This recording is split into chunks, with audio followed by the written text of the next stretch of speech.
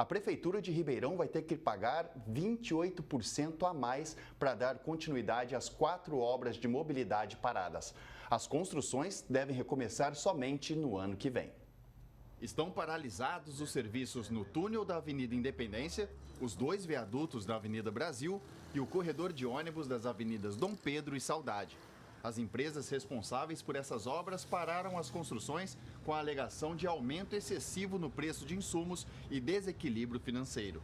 A Prefeitura já rescindiu os contratos e aplicou multas no valor de mais de R$ 5.200.000 às construtoras.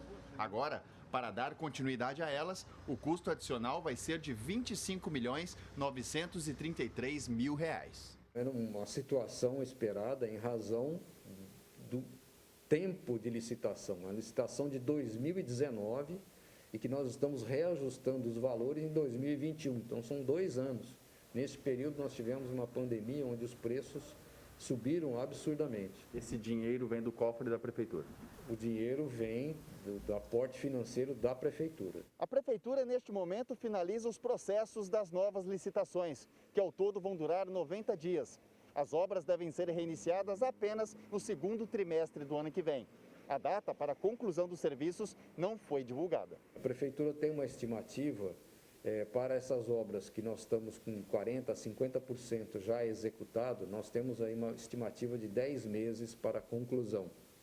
E a exceção seria o túnel, que é uma obra que está com apenas 14% de execução, é uma obra que vai gerar aí 18 a 20 meses para o seu término. As construções viraram dor de cabeça para os empresários que trabalham perto delas. Pai e filho, que tem um posto de combustíveis na Avenida Independência, viram um movimento cair. Eles lamentam a situação do canteiro de obras do túnel, que deveria ser entregue neste mês se o cronograma tivesse sido seguido. O movimento nosso caiu em torno de 40% desde que a avenida foi fechada.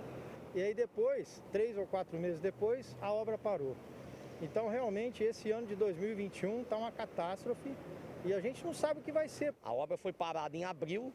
Nós já estamos há 8 meses sem nenhuma informação, sem nada. Então é uma situação bem triste, bem complicada e a gente não sabe o que vai acontecer futuramente. Esta loja de câmbios que fica na Avenida Brasil, na Vila Carvalho, também foi muito afetada. O comércio fica perto dos esqueletos dos viadutos da Mogiana e Tomás Alberto Attali, que deveriam estar prontos em janeiro e junho deste ano, respectivamente. Isso dificulta a chegada de clientes. Já teve casos de cliente que está trazendo serviço de outras cidades desistir de chegar até aqui por conta do desvio, por conta de GPS que não dá o acesso até aqui. Significa prejuízo para você? Muito prejuízo. A gente teve uma queda muito grande de vendas, de clientes, né? A revolta dos prejudicados é, além de terem prejuízo, ainda ver mais dinheiro público ser gasto. Esses 25 milhões que você diz vai sair do bolso do trabalhador, do empresário, dos empregados, né?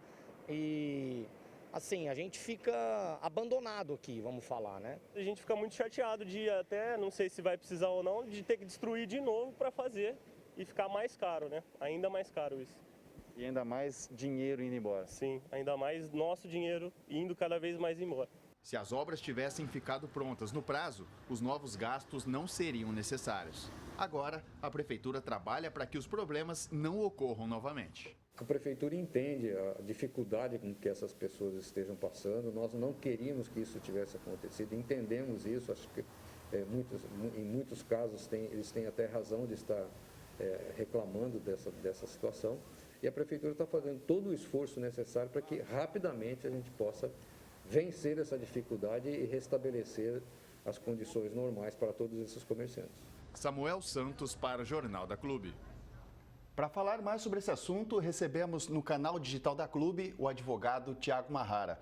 Doutor, a Prefeitura vai gastar mais milhões nas obras. Tivemos uma falha de gestão de recursos? Boa tarde. Boa tarde, Samuel. Como vai? Bom, Samuel, na verdade, as empresas se comprometem a construir a obra pela proposta que elas oferecem na licitação. No entanto, em alguns cenários é possível que se faça a correção do valor. Então, o que a gente precisa ver nesse caso é se essa correção é ou não justificada. Mas, aparentemente, o valor é bastante alto, perto daquilo que o município esperava gastar.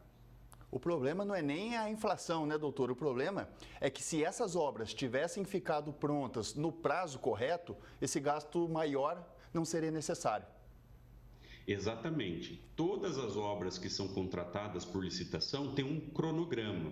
E é muito importante que as empreiteiras respeitem esse cronograma, terminem a obra no prazo adequado, até porque, com o passar do tempo, o material fica mais caro, surgem novos custos e isso acaba onerando o poder público em algumas situações. Então, sempre que as empresas descumprirem esses cronogramas de construção, esses cronogramas de obras, é fundamental que o poder público, por meio da sua fiscalização, abra os processos e puna essas empresas e, inclusive, exija que essas empresas assumam eventuais custos adicionais por atrasos que elas próprias deram causa.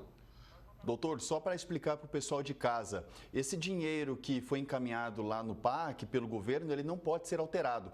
Por isso, esses 25 milhões vão sair dos cofres da prefeitura, é isso?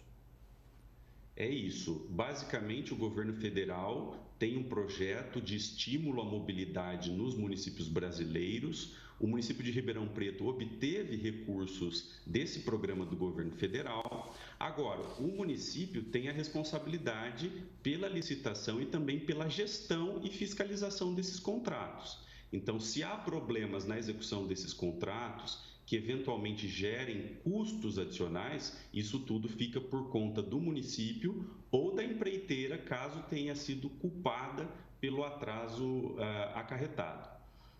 Agora, a administração municipal pode ter que responder por esses gastos a mais? Seria o caso da Câmara ou até o Ministério Público intervirem nesse caso? É muito importante, Samuel, sua pergunta é excelente. É muito importante que a Câmara e o Ministério Público acompanhem de perto essa situação de Ribeirão Preto.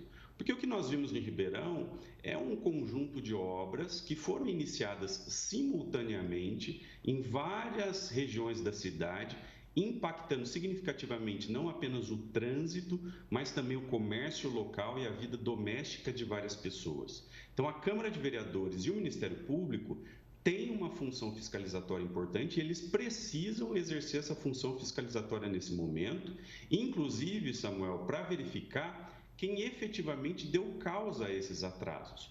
Porque pode ser que o poder público esteja respondendo por valores que ele não deveria ter que assumir. Então, aí a Câmara e o Ministério Público têm que agir imediatamente para acompanhar mais de perto essas obras. Até porque, Samuel, essas imagens que foram aqui mostradas nos revelam que há várias obras completamente abandonadas, sem nenhuma sinalização, sem nenhum ali cuidado ou cautela.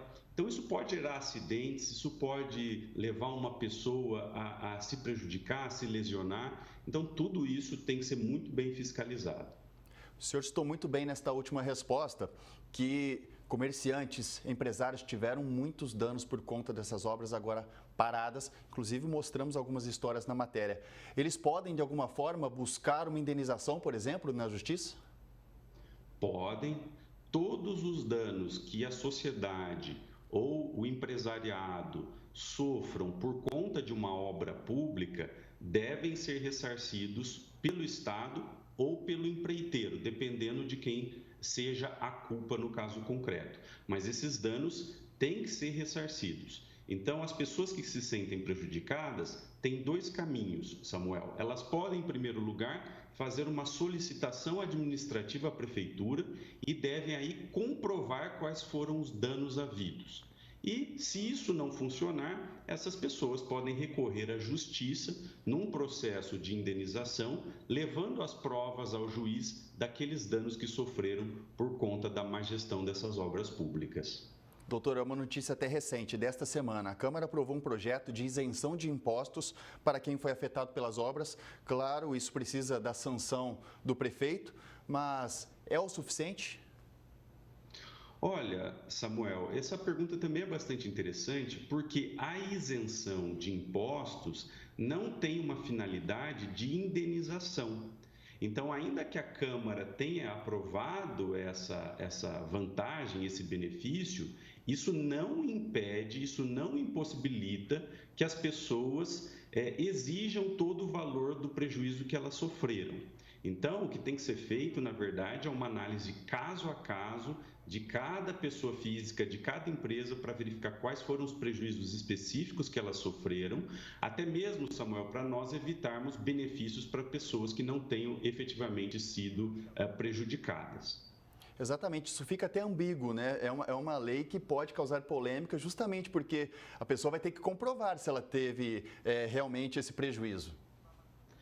O problema, exatamente isso. O problema de nós tentarmos resolver essa questão com um benefício tributário é que nós não vamos verificar no caso concreto quem efetivamente sofreu o dano. Então, em suma, nós podemos ter um benefício tributário que é dado para alguém que não sofreu qualquer tipo de dano, e isso acaba sendo injusto, e também é possível que se dê esse benefício tributário para alguém que tenha sofrido um dano muito maior do que aquele benefício. Então, enfim, essa solução de tratar todos da mesma maneira, com um benefício padrão para todos, não me parece que seja uma boa solução. Agradecemos a presença do advogado Tiago Marrara. Doutor, muito obrigado.